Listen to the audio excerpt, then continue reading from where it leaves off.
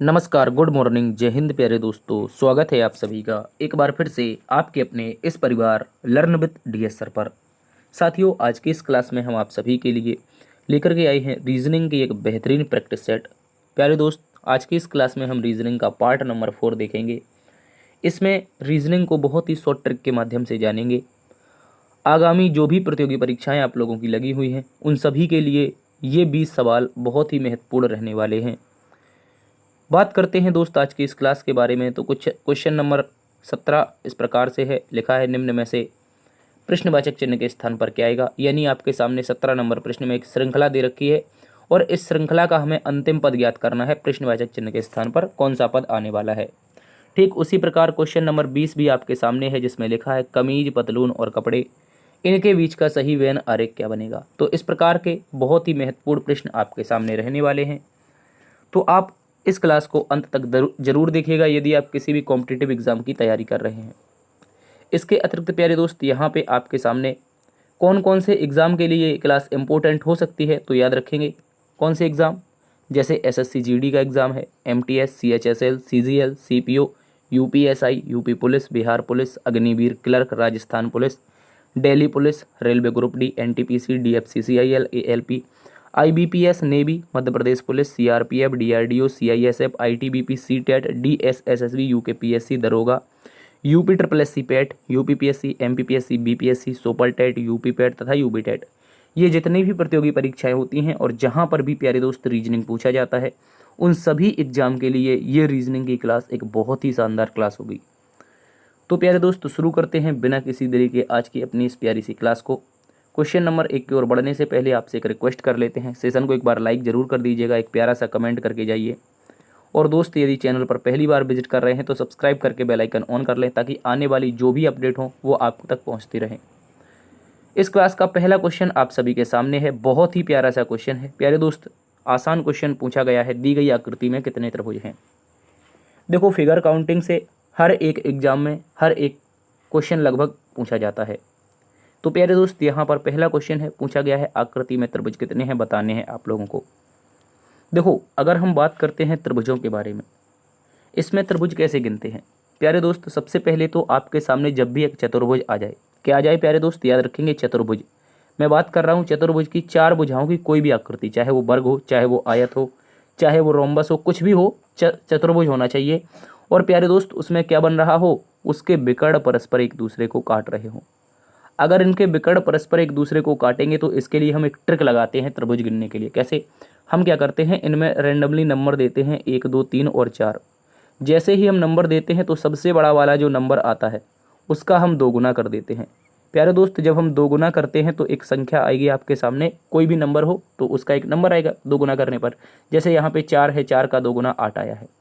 तो अब आप बोलोगे क्या ऐसी आकृति यहाँ पे कहीं है, तो मैं आपको बताऊंगा बिल्कुल कहाँ पे है। देखो, ये एक चतुर्भुज है, ये प्यारे दोस्त एक चतुर्भुज है और इसके विकर्ण भी परस्पर एक दूसरे को काट रहे हैं। और इसमें हमने नंबर भी दे सकते हैं, इसमें हम क्या कर सकते हैं, नंबर भी दे सकते हैं। तो 4 दूनी 8 त्रिभुज हमें यहाँ पे मिल जाएंगे। और अगर अलग से देखा जाए तो एक त्रिभुज यहाँ भी ये लगा हुआ है, तो कितना हो जाएगा भैया, 4 दूनी 8, एक 9वां ये हो जाएगा। इसके अलावा अगर गौर से यहाँ से आप देखें तो ये आपको एक 10वां त्रिभुज भी यहाँ पे मिल जाएगा। कहाँ पे? ये वाला। प्यारे दोस्त, ये त्रिभुज आपको 10वें नंबर का भी मिल जाएगा। तो आप कह सकते हो कि यहाँ पे 9वें नंबर का तो ये था और 10वें नंबर का ये वाला। तो ऐसी आकृति जब भी आपके सामने दिखाई दे तो आपको बता देना है कि आकृति में कितने त्रिभुज हैं। मेरे प्यारे दोस्त, 10 त्रिभुज हैं। क्या इसके अलावा और भी हैं? बिल्कुल नहीं है दोस्त, केवल और केवल 10 त्रिभुज हैं। इस बात को आप सभी अच्छे से याद रखेंगे, ठीक है। चलिए अगले प्रश्न में आ जाते हैं। अगला प्रश्न एक और प्यारा सा क्वेश्चन आपके सामने है। बोला गया है अक्षरों में सी, के, आई और के, ये एक शब्द दे रखा है, 4 लेटर दिए गए हैं। बोला है प्रत्येक अक्षर का केवल एक बार प्रयोग करके कितने अंग्रेजी के अर्थपूर्ण शब्द बनाए जा सकते हैं। यानी प्यारे दोस्त, हमें प्रत्येक अक्षर का एक बार प्रयोग करना है और अंग्रेजी के अर्थपूर्ण शब्द बनाने हैं इन 4 लेटरों से। केवल एक बार प्रयोग करना है। देखो, मेरी बात को समझो। यहाँ पे अगर हम इसको देखते हैं, अगर हम इसको यहाँ पे देखेंगे तो यहाँ पे एक लेटर बन सकता है, क्योंकि यहाँ पे एक स्वर आया है और स्वर की सहायता से हम कोई ना कोई अर्थपूर्ण शब्द बना लेते हैं। मैक्सिमम केसेस में ऐसा होता है जब भी एक स्वर आए तो एक ही अक्षर लगभग बन पाता है हमारा, मैक्सिमम केसेस में। मैं ज़्यादातर सभी में नहीं बोल रहा हूँ, मैं मैक्सिमम में बोल रहा हूँ, ठीक है। कुछ ऐसे भी होते हैं जो एक स्वर के साथ कई शब्द बना लेते हैं, ठीक है। तो ऐसा देखो देखा जाता है जब एक स्वर आता है तो एक शब्द बनता है। कैसे बनेगा देखो, मेरी बात समझना। KICK, ये क्या बन गया, ये मेरे भाई किक बन गया। ये क्या बन गया, किक बन गया। क्या बना प्यारे दोस्त, किक बना। और हमें प्रत्येक अक्षर का एक बार प्रयोग करना था, तो प्रत्येक अक्षर का प्रयोग भी एक बार ही हुआ है। तो आप क्या बोलोगे प्यारे दोस्त, यहाँ से लेटर बना है मात्र एक। कितना बना है, एक। इसके अलावा प्यारे दोस्त कोई भी नहीं बनेगा, ठीक है। किक के अलावा कोई भी नहीं बनेगा, याद रखेंगे। चलते हैं अगले प्रश्न में। अगला प्रश्न आपके सामने अक्षर श्रृंखला से है। एक प्यारा सा क्वेश्चन है और ऐसी श्रृंखला को हमने सॉल्व करना आप लोगों को अच्छे से बताया है। भाई देखो गौर से समझना है। ऐसी श्रृंखला में आपको पहले लेटर का संबंध पहले से बनाना होता है। जैसे मैं कहूँ यहाँ पे आपके पास एल है, एल का संबंध आप जी से बना दीजिए, जी का संबंध आप बी से बना दीजिए, और बी का संबंध आप डब्लू से बना दीजिए, और डब्लू का संबंध आने वाली जो शब्द होंगे उसके पहले लेटर से बना दीजिए। कैसे, बात समझो। एल तो भैया 12 पर होता है, जी हमारा 7 पर होता है, बी प्यारे दोस्त कितने पर होता है, बी हमारा 2 पर होता है। कितने पर, 2 पर होता है। और डब्लू प्यारे भैया 23 पर होता है, ठीक है। अगर आप गौर से देखें, 12 में से मैं 5 अगर यहाँ पे घटा देता हूँ तो 7 बचेगा, और 7 में से 5 घटा देता हूँ 2 बचेगा, और अगर मैं 2 में से 5 घटाऊंगा तो क्या बचेगा, माइनस का 3। अरे माइनस का 3 बचेगा। क्या मतलब है, मतलब ये है प्यारे दोस्त, टोटल 26 लेटर होते वर्णमाला में, और अगर आप इसमें से माइनस का ये 3 घटाओगे तो क्या आएगा, 23 आएगा। और 23 पर जो लेटर होता है वो होता है मेरे भैया डब्लू। अर्थात हमने यहाँ भी 5 ही घटाया है। 2 में से जब हमने 5 घटाया, माइनस का 3, कौन सा लेटर आया, 23 आया, और 23 पर होता है डब्लू। अब देखो माइनस का 5 प्रत्येक में चल रहा था तो हमें यहाँ भी चलाना ही पड़ेगा। जब हमने यहाँ भी चलाया तो 23 में से 5 जाएगा, 18 बचेगा। क्या बचेगा भैया, 18 बचेगा। और 18 पर मेरे प्यारे साथी आर आता है। क्या आता है, तो आप कह सकते हो कि 18 पर आर आता है। विकल्प की शुरुआत आर से होगी, तो क्यू वाले जो उत्तर हैं वो गलत हैं, ठीक है। अब क्या करना है, डी, डी का संबंध दूसरे का दूसरे से बनाना है, ठीक है। दूसरे का संबंध दूसरे से बनाना है। डी 4 पर होता है, 8 पर एच, मतलब 4 जुड़ा है, ठीक है। फिर से 8 4 12 पर एल होता है, फिर से 12 4 16 पर पी होता है, तो 16 4 20, 4 जुड़ेगा यहाँ पे 4 जुड़ेगा तो 20 आएगा, और 20 पर जो लेटर होता है वो टी होता है मेरे दोस्त। तो आर के बाद टी आएगा, आर के बाद टी एक विकल्प में दे रखा है 3 नंबर में, उसके बाद एल हो जाएगा। यही हमारा इस प्रश्न का एकदम सही उत्तर है। अगर हम श्रृंखला को कंटिन्यू करना चाहते हैं तो हमें RTL की ज़रूरत पड़ेगी, ठीक है। इस बात को आप सभी अच्छे से समझ लीजिए और अगले प्रश्न में भी आ जाइए। अगला प्रश्न चाइनीज़ कोडिंग से है, और चाइनीज़ कोडिंग मैंने पिछली 2 क्लासेस में बहुत अच्छे से आपको बताया है। बोला है एक निश्चित कोड भाषा में दिस इज म्यूजिक को टाबू का लिखा जाता है, TABUKA, और हु टच्ड दिस को क्या लिखा जाता है, पी का बी, ठीक है। तो उसमें ये बताना है कि दिस का कोड क्या होगा। क्या पूछा है प्यारे दोस्तों, दिस का कोड। तो मेरी बात समझो, क्या हमें दिस कहीं पे दिख रहा है, आप कहोगे आप सर यहाँ पे देखिए दिस इज म्यूजिक, पहला ही लेटर दिस था। और अगर हम देखते हैं सेकंड वाले में हु टच दिस, तो दूसरा यहाँ भी दिस है। अर्थात मेरी बात को समझना है प्यारे दोस्त, अर्थात मैं आपसे कहना चाह रहा हूँ कि यहाँ पे जो लेटर हैं दिस इज म्यूजिक में कुछ लेटर यहाँ पे दिए गए हैं इनकी कोडिंग, और हु टच दिस में ये लेटर कोडिंग दी गई है। तो इनमें कोई ना कोई ऐसा लेटर रहा होगा जो कॉमन होगा। कौन है वो लेटर, हमारा KA है, और वो लेटर हमारा प्यारे दोस्त कौन सा है, तो बोलोगे KA है। तो आप कह सकते हो अगर दिस यहाँ पे कॉमन है तो KA यहाँ पे कॉमन है, तो हम सीधा बोलेंगे दिस का जो कोड होगा वो प्यारे साथी KA हो जाएगा। क्या हो जाएगा, KA हो जाएगा। KA ऑप्शन नंबर 2 में दिया है, ये इसका सही जवाब है। क्या है साथी, ये इसका सही जवाब है। क्वेश्चन नंबर 5 में आ जाइए। क्वेश्चन नंबर 5 एक बहुत ही लाजवाब प्रश्न आपके सामने है। प्रश्न में प्यारे साथियों बोला है A+B का अर्थ है AB का बेटा है। ये कोडिंग में आपका ब्लड रिलेशन है, इसे बोलते हैं कोडिंग ब्लड रिलेशन, ठीक है। तो बोला है A+B का अर्थ है AB का बेटा है, मतलब आगे वाला जो A है वो पीछे वाले B का बेटा है।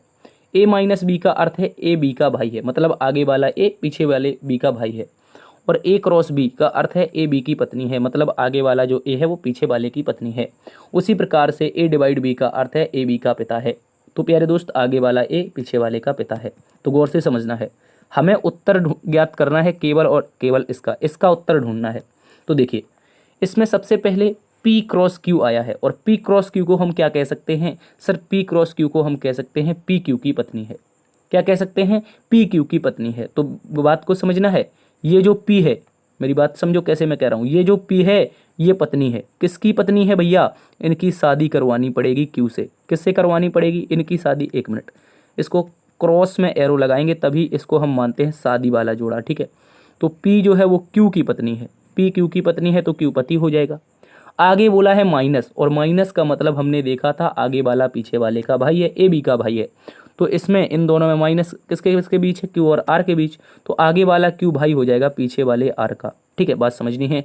इसके बाद बोला है डिवाइड। डिवाइड का अर्थ था प्यारे दोस्त आगे वाला पीछे वाले का पिता है। देखो आगे वाला पीछे वाले का पिता है, समझे आप? आपको कि हाँ, तो अगर आप यहाँ पे समझ रहे हैं आगे वाला पीछे वाले का पिता है तो आगे वाला जो R है वो पीछे वाले S का क्या हो जाएगा भैया? पप्पा जी हो जाएगा, ठीक है। अब प्लस का मतलब आया है, और प्लस का मतलब ये दे रखा था कि आगे वाला पीछे वाले का बेटा है। तो आगे वाला जो S है ये बेटा है किसका? पीछे वाले T का। अब भाई T का बेटा कैसे बनेगा? वो R का बेटा तो ऑलरेडी हो चुका है, T का बेटा तब बनेगा यदि T एक महिला होगी जिसकी शादी R से हो जाएगी। समझना है आपको। और प्रश्न में आपसे ये पूछा गया है प्यारे दोस्त, P का T से क्या संबंध है? P का T से, तो से लगा है किसके साथ? T के साथ। तो T क्या बोलेगा? T बोलेगी, सॉरी लड़की है तो ये बोलेगी मेरे पति, और मेरे पति के भाई, पति के भाई की पत्नी, पति के भाई भाई की पत्नी, पति के भाई की पत्नी कहीं पर लिखा है भाई की पत्नी की माँ। ओहो ये तो गड़बड़ है, ये तो गड़बड़ है। पति के भाई की पत्नी, और ये बहन दे रखा है, यहाँ भी गड़बड़ है। भाई की पत्नी, भाई की पत्नी कह सकते हैं क्या? कह सकते हैं क्या? मुझे तो नहीं लग रहा है ऐसा, कि चूंकि S प्लस T का मतलब जो था वो आगे वाला S पीछे वाले का T का बेटा था। और यहाँ पे मुझे लग रहा है कहीं ना कहीं सारे ऑप्शन इसने गड़बड़ कर दिए हैं। देखो इसमें उत्तर जो आएगा, जो हमारा एग्जैक्टली उत्तर बनेगा वो से लगा है किसके साथ? T के साथ। तो T क्या बोलेगा P को? T बोलेगा मेरे पति हस्बैंड, और हस्बैंड का एक भाई है और उसकी पत्नी, इन दोनों के बीच में मेरे भाई क्या रिश्ता बन रहा है? आप कहोगे देवरानी जेठानी का बन रहा है। किसका बन रहा है? देवरानी जेठानी का। देवरानी जेठानी को ही हम बहन कह सकते हैं क्या? बोलो, अरे कह सकते हैं क्या बहन? तो अगर अकॉर्डिंग टू ऑप्शन जाएं तो ऑप्शन में बी लगा सकते हैं प्यारे दोस्त। देवरानी जेठानी को बहन कह सकते हैं अगर अकॉर्डिंग टू ऑप्शन जाएं हम लोग, चूंकि ये दोनों भाई हैं। और आपने घरों में देखा होगा छोटी दीदी बड़ी दीदी करके हम लोगों की माताएं बहनें आपस में बात करती रहती हैं। तो अकॉर्डिंग टू ऑप्शन कह सकते हैं, लेकिन ये दोनों आपस में क्या हैं? ये दोनों आपस में हैं, लिख लो देवरानी जेठानी। कोई बड़ा होगा कोई छोटी होगी, ठीक है। देवरानी जेठानी आप ऐसे करके लिख सकते हो, और इनको कजन सिस्टर कहा जाता है, ठीक है, याद रखेंगे। अगले प्रश्न में आ जाइए। अगला प्रश्न प्यारे दोस्त क्वेश्चन नंबर 6 है। एक अच्छा सा क्वेश्चन है पासे का, खुला हुआ पासा है, प्यारा सा क्वेश्चन है, देख लेते हैं। बोला यदि नीचे दी गई सीट को मोड़कर एक घन बनाया जाए तो के विपरीत फलक पर कौन सा चिन्ह होगा? कुछ तो गड़बड़ हो गई है, किसके विपरीत पूछा था? तो के विपरीत चिन्ह फलक पर कौन सा चिन्ह होगा? कुछ तो गड़बड़ हुई है। देखो मैं आपको सारे बता देता हूँ, जो भी उत्तर आपको लगाना अपने मन से लगा लीजिए, चूंकि यहाँ पे एक मिस टाइपिंग हो चुकी है। कोई एक रैंडमली लेटर था, प्रतीक था, उसको भूल गया है टाइपराइटर। तो गौर से समझिए, यहाँ पे आपके सामने सबसे पहले तो हैशटैग है, मैं इसको बना देता हूँ, तो आपको विजिबल नहीं हो रहा होगा। ये आपका इस प्रकार का निशान है, यहाँ पे @ है, ये आपका छोटा ब्रैकेट है, यहाँ पे हमारा स्टार है, ठीक है, और यहाँ पे हमारा एंड है। ये कुछ लेटर हैं हम लोगों के पास, और हमने कई बार आपको बताया है प्रत्येक तीसरा लेटर एक दूसरे के अपोजिट होता है।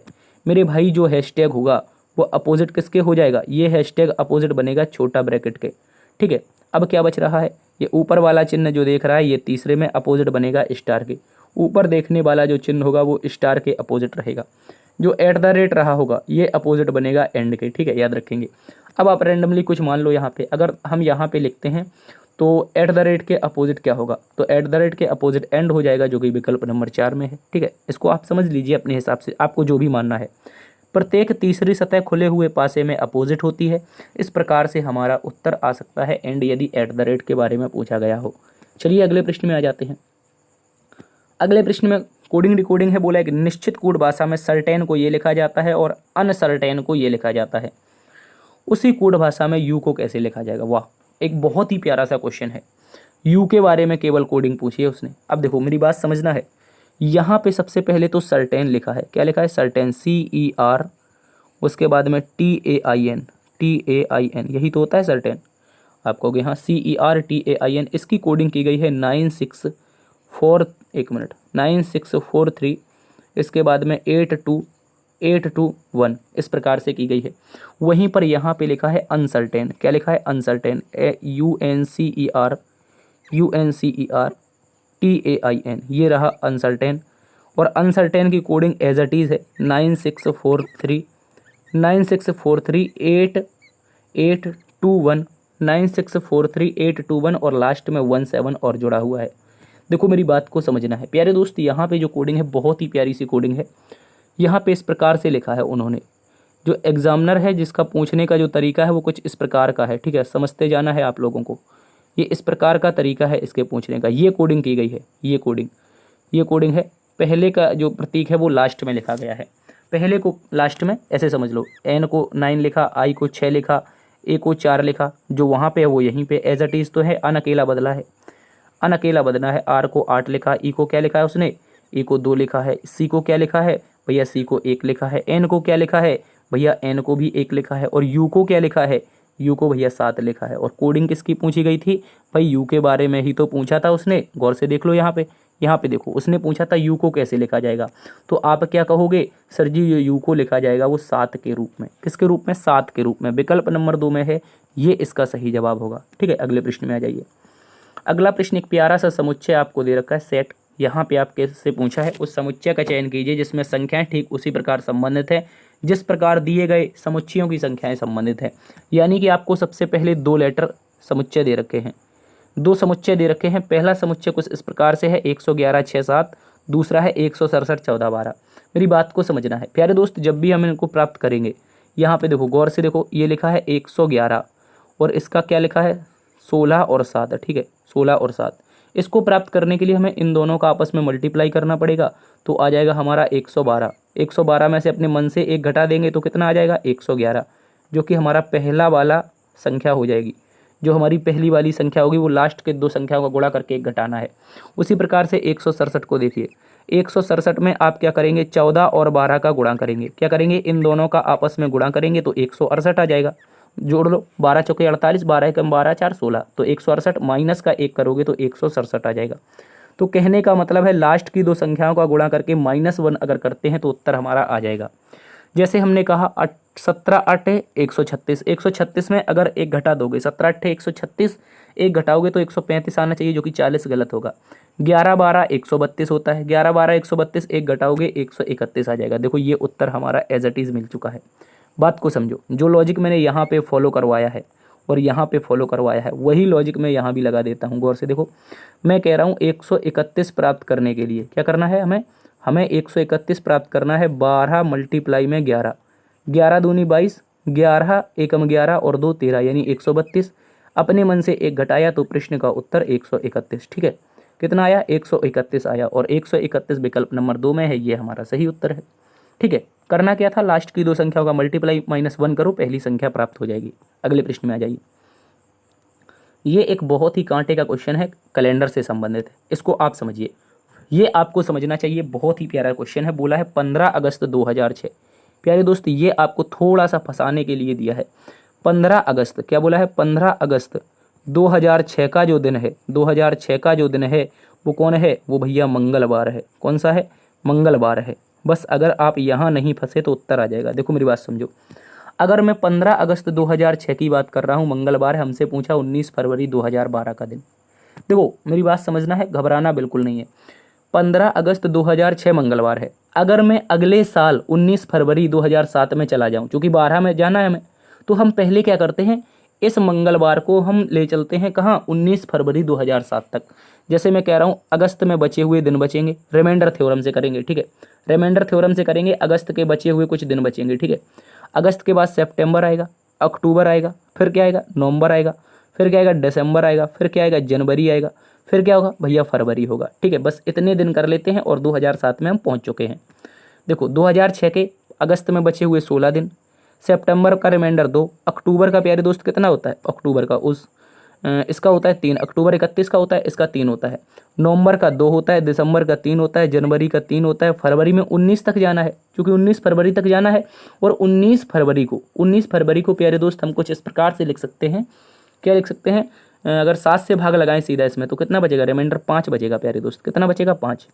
अब देखो इसको भी हम 7 से भाग लगा के छोटा करेंगे, इन सभी को आप जोड़िए और 7 से भाग लगा करके छोटा कीजिए। जब हम इसको छोटा करने जाएंगे प्यारे दोस्त, गौर से समझना है, 1 मिनट में कलर चेंज कर लेता हूँ। जब हम इसको छोटा करने जाएंगे तो सीधा 7 से भाग लगाएंगे तो 7 से ये तो 7 सीधा कट जाएगा।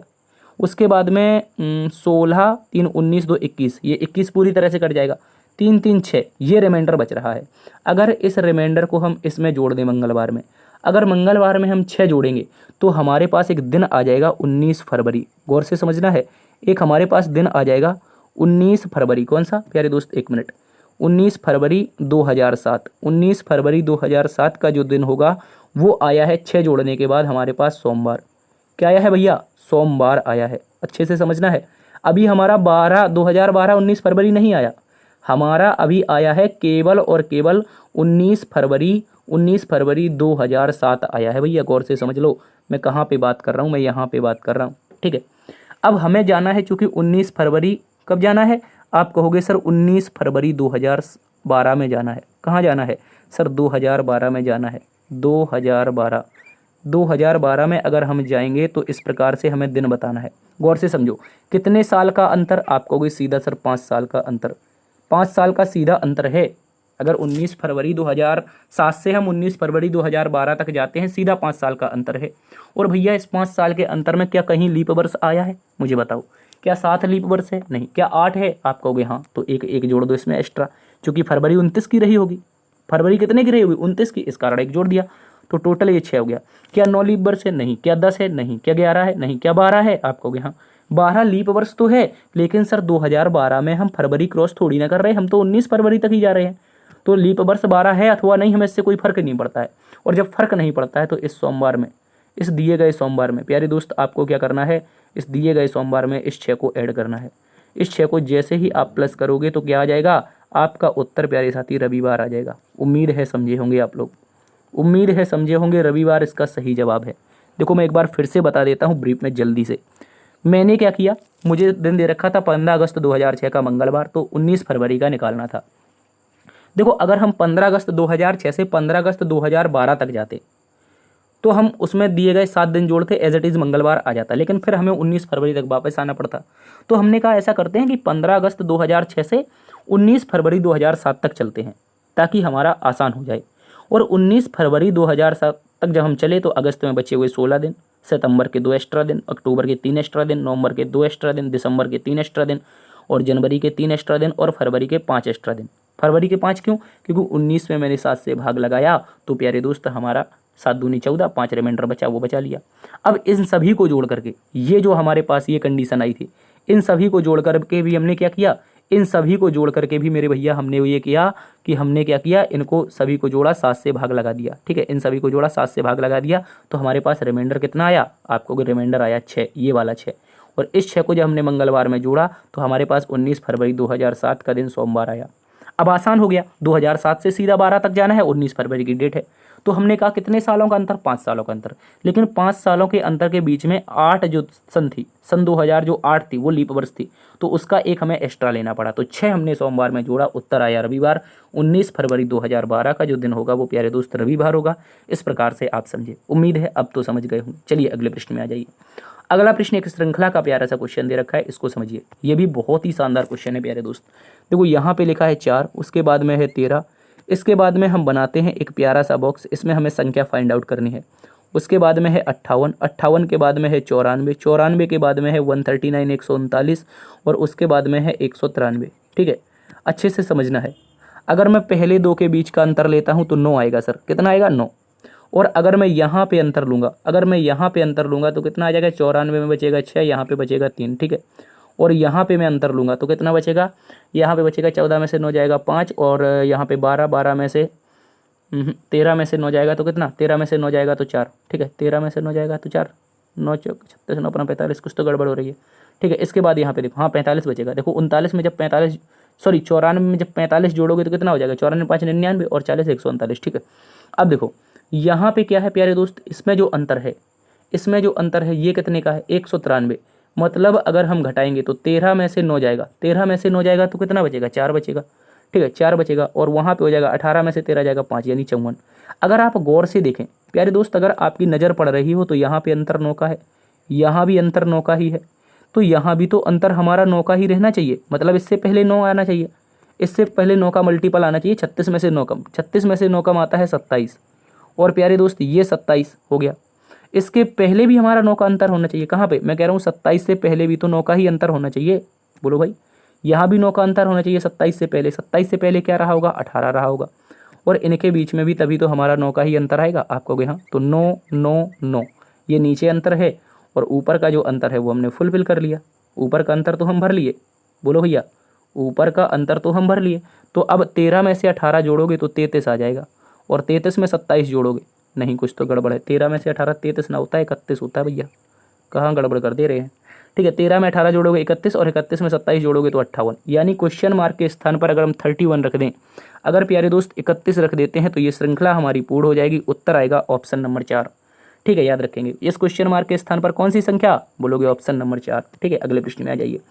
अगला प्रश्न एक प्यारा सा क्वेश्चन है दर्पण प्रतिबिंब से। दर्पण प्रतिबिंब के बहुत सारे क्वेश्चन भी देखने को मिलते हैं एग्जाम में, तो इनको भी याद रखना है। दर्पण में नीचे दिखाए गए अनुसार mn पर रखे जाने पर दिए गए संयोजन का सही दर्पण प्रतिबिंब का चयन कीजिए। बात समझनी है दोस्त, कैसे, मैं कह रहा हूं अगर कोई वस्तु दर्पण के नज़दीक है उसका प्रतिबिंब भी नज़दीक ही बनेगा। तो ये जो आर है वो इस प्रकार से दिखेगा, इस प्रकार से दिखेगा। आर उल्टा दिख रहा है, उड़ा दो, ऑप्शन गलत है। ठीक है, अब देखो इसके बाद में ये जो ई है, ये जो ई है ये कुछ इस प्रकार से दिखता है, लेकिन ये हमारा कैसा दिखेगा, ऐसा दिखेगा। बोलो, थोड़ा ऐसा दिखेगा। ठीक है, इस प्रकार से दिखेगा। तो ये ई भी उल्टा बना है, तो इसको भी उड़ा दो दादा। अब क्या है, अब हमारे पास डब्लू है, तो डब्लू तो एज इट इज दिखने वाला है। डब्लू के बाद जो 2 है वो इस प्रकार से दिखने वाला है। ठीक है, 2 दिखने वाला है, तो ये 4 यहाँ पे क्या कर रहा है, ये गलत हो गया। तो भैया ऑप्शन नंबर जो 2 है ये हमारा सही उत्तर है। इसका जो सही उत्तर है वो 2 है। अगर यहाँ पे बी था, यहाँ पे बी था, तो ये आगे चल करके क्या बन जाएगा, डी बन जाएगा। ठीक है, उसके बाद में वो 4 था, तो ये 4 इस प्रकार से बन जाएगा, और यू हमारा एज इट इज़ रहेगा। तो ये हमारे पास आ चुका है option number 2 as it is. ठीक है, इस बात को आप सभी अच्छे से याद रखेंगे। चलिए इसी के साथ अगले प्रश्न में आ जाइए। अगला प्रश्न एक बहुत ही प्यारा सा क्वेश्चन आपके सामने है। बोला गया है दोस्तों यहाँ पे प्लस और भाग को आपस में बदल दिया जाए, सॉरी प्लस और माइनस को आपस में बदल दिया जाए, भाग और गुणा को बदल दिया जाए, तो समीकरण का क्वेश्चन मार्क के स्थान पर क्या आएगा। चलिए देखते हैं। 14, उसके बाद में प्लस को माइनस से बदलना है 6, गुणा को भाग से बदलना है 3, और भाग को गुणा से बदलना है 7, और माइनस को प्लस से बदलना है तो प्लस का 2। ठीक है, ये बताना है। ये आ चुका है, लगाइए बोर्ड मास। भाई बचपन से पढ़ते आ रहे हैं, मैं फिर से बता देता हूँ, BODMAS, बोर्ड मास। ठीक है, याद रखेंगे। शकुंतला जी जो एक महान गणितज्ञ थी, वो बोर्ड मास को याद करवाने के लिए बच्चों से बोर्ड मास कहती थी। क्या कहती थी, बच्चे तुम बहुत बड़े बोर्ड मास हो। ठीक है, याद रखेंगे। आप कभी पढ़ना शकुंतला जी के बारे में। देखो ब्रैकेट ऑफ डिवाइड, तो यहाँ पे ब्रैकेट ऑफ है नहीं, तो कहाँ से शुरू करेंगे भैया, डिवाइड से शुरू करेंगे। उड़ा दो भाग से, 3 दूनी 6। अब क्या बचा, अब बचा मल्टीप्लाई। मल्टीप्लाई क्या, आप कहोगे मल्टीप्लाई तो सर हमारा 7 से होगा। यहाँ पे प्लस है, यहाँ पे माइनस है, आगे 14 है। ठीक है, अब देखो ये 7 दूनी 14, ये प्लस का 14, दोनों उड़ा दो। बचा हुआ शेष क्या है, हमारा सही उत्तर है। बस बचा क्या है, 2 बचा है विकल्प नंबर 4 में, यही इसका सही उत्तर हो जाएगा। ठीक है मेरे बदमाशों, अगले प्रश्न में आ जाइए। लीजिए एक और प्रश्न आपकी इस सभा में हाजिर है, बता दीजिए इसका उत्तर क्या होगा।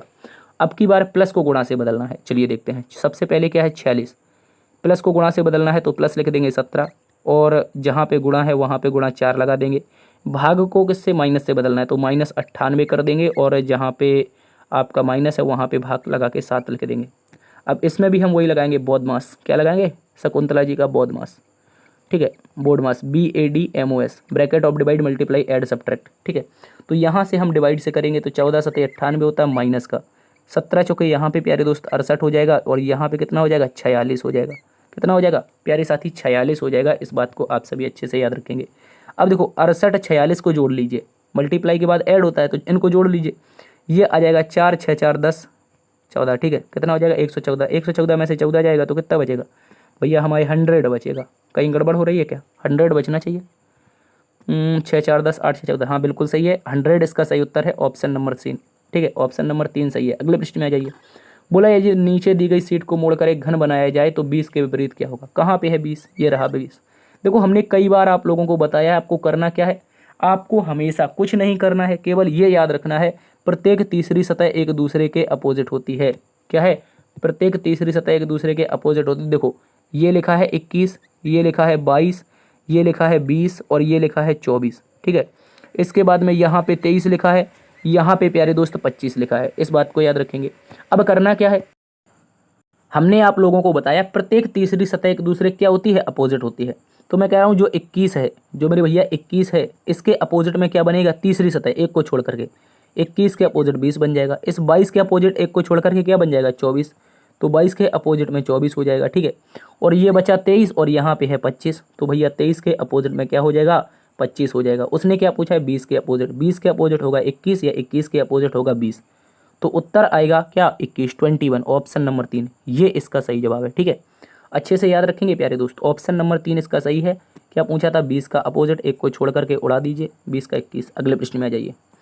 अगला प्रश्न एक और प्यारा सा क्वेश्चन है, समुच्चय से संबंधित है। बोला उस युग्म को चुनिए जो उसी पैटर्न का अनुसरण करता है जो नीचे दिए गए युग्म समान पैटर्न का अनुसरण करते हैं के दो समुच्चय द्वारा नीचे दिए गए हैं। यानी ये दो समुच्चय हैं आपके, इनके कुछ निश्चित पैटर्न हैं, इनको फॉलो करते हुए हमें सही उत्तर बताना है।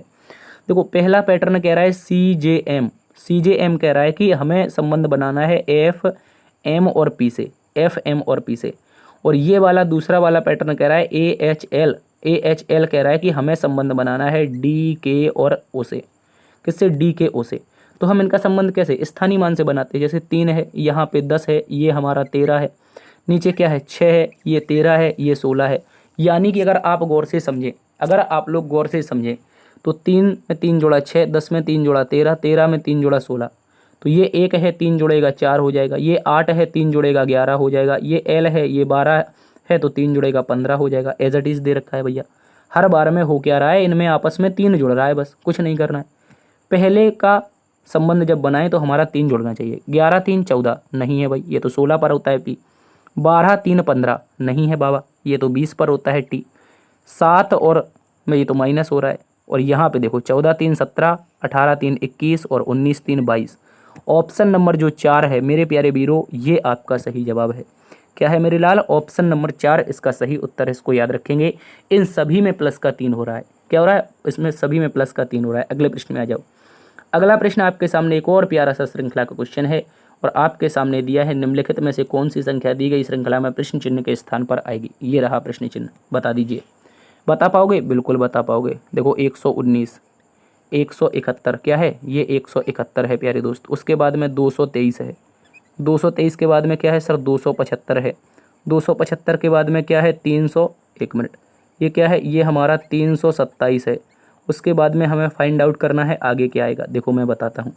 सबसे पहले इनके बीच का अंतर देखो। जब आप अंतर देखने जाओगे, जब आप लोग यहाँ पे अंतर देखोगे तो आपको पता चलेगा कि अगर मैं घटाऊँ 11 में से 2 बचेगा, यहाँ पे कितना हो जाएगा 12, तो बचेगा 5, यानी 52 बच रहा है। और आगे देखिए यहाँ पे कितना हो रहा है, 7 5 12, सीधा 52 यहाँ पे दिख रहा है। यहाँ भी देख लीजिए, यहाँ भी भैया हमें 52 ही दिख रहा है। तो आगे भी हमारा हमें 52 ही दिखेगा। कितना, 52 ही दिखेगा। कितना दिखेगा भैया, 52 ही दिखेगा। तो आगे भी इसमें 52 ही जुड़ेगा। हर बार में 52 जुड़ रहा है। ये तो आसान श्रृंखला बन गई बाबू भैया, ये तो आसान श्रृंखला बन गई। तो आप 327 में 52 जोड़ोगे, 7 2 9 यूनिट डिजिट 9 आएगा, 5 2 7 यहाँ पे आ जाएगा और 3 का 3 रहेगा। यानी 379 इसका एकदम सही उत्तर है, एक्यूरेट ऑप्शन नंबर 4। ठीक है, हर बार में मेरे प्यारे दोस्त, मेरे भाई, यहाँ पे हर बार में 52 जुड़ रहा था। याद रखेंगे, यही इसका सही जवाब होगा क्वेश्चन मार्क के स्थान पर, ऑप्शन नंबर 4, 379।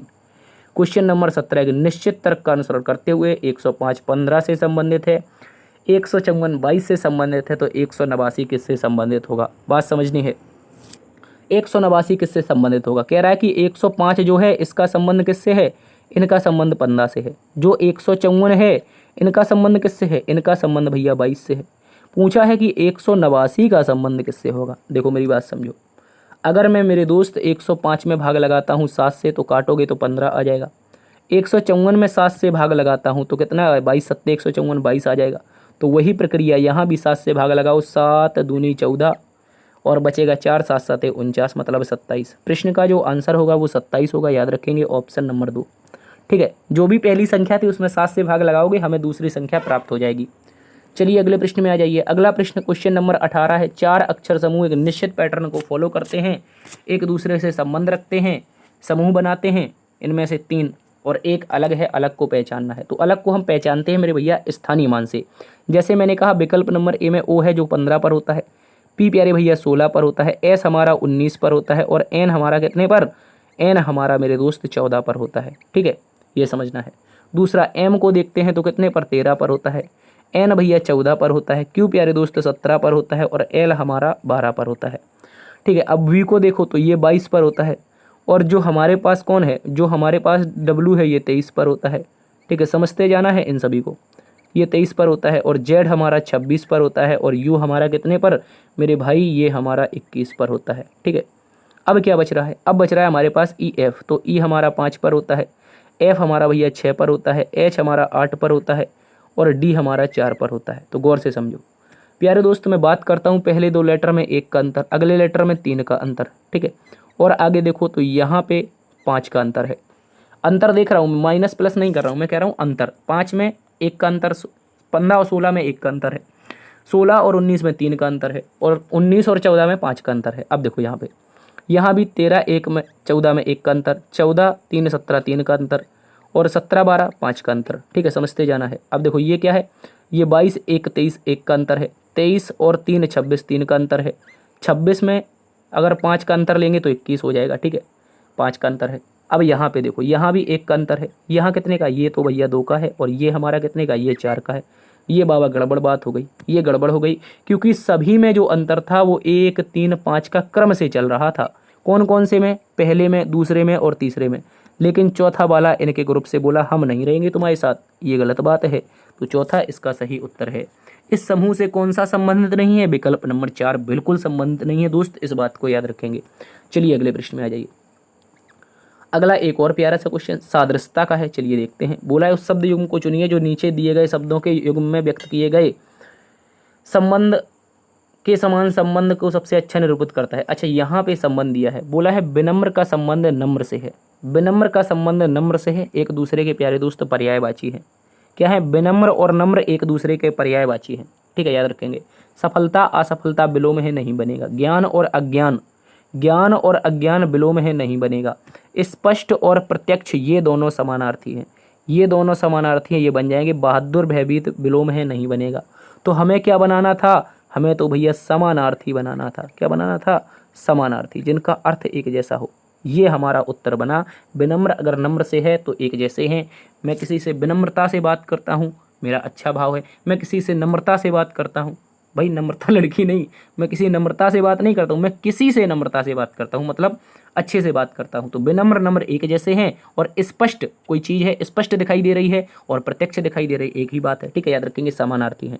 तो उत्तर बनेगा विकल्प नंबर 3। इस बात को आप सभी अच्छे से याद रखेंगे। अगले प्रश्न में आइए। अगला प्रश्न क्वेश्चन नंबर 20 आज का अंतिम प्रश्न है। बोला गया है प्यारे दोस्तों आप लोगों के सामने कि दिए गए प्रश्न में उस सही आरेख को चुनिए जो शब्दों को सर्वोत्तम रूप से निरूपित करता है। प्रश्न में कमीज है, पतलून है और कपड़े हैं। तो प्यारे दोस्त सबसे पहले एक बात समझनी है, एक आरेख लीजिए आप कपड़े का। किसका, कपड़े का। कपड़े के अंतर्गत क्या कमीज आती है, आप कहोगे हाँ सर, जो कमीज होती है वो कपड़े में ही आती है। क्या पतलून कपड़े में आती है, आप कहोगे हाँ सर, पतलून भी तो कपड़े में ही आती है, पतलून भी तो कपड़े में आती है, लेकिन इनके बीच में कोई संबंध नहीं होता, ना तो कमीज पतलून होती है ना ही पतलून कमीज होती है। तो आएंगे तो दोनों कपड़े के अंतर्गत, लेकिन अलग अलग आएंगे। ठीक है, जब अलग अलग आएंगे तो ऐसा विकल्प प्यारा सा हमें विकल्प नंबर 1 में दिया है, ए नंबर विकल्प हमारा इसका सही जवाब होगा। क्या होगा प्यारे दोस्त, ए नंबर विकल्प हमारा इसका सही जवाब है। तो फिर प्यारे दोस्तों आज की क्लास में इतना ही। उम्मीद है क्लास आप सभी को पसंद आई होगी। यदि पसंद आई है तो लाइक शेयर सब्सक्राइब करना बिल्कुल ना भूलिएगा। मिलते हैं एक नई वीडियो में एक अच्छे कंटेंट के साथ, तब तक के लिए अपना ख्याल रखना। जय हिंद, जय भारत, जय मां सरस्वती।